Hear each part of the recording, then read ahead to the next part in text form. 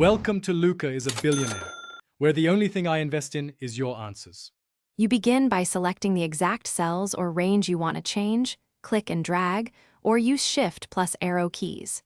Once selected, move up to the toolbar and open the Borders menu. It's the square icon with border lines.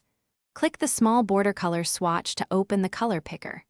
This is the first actionable step because choosing the color control before choosing border style saves time. Make sure your selection remains active so the color applies to the intended cells. Once you see the color picker, choose a preset or go to Custom and enter a hex code for exact branding. Next, pick which border positions you want: outer, inner, vertical, horizontal, or all borders.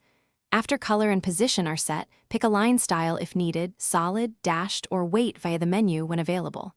Then click the specific border button in the Borders menu to apply. The order matters. Color first, then border position and style. Ensures consistent results.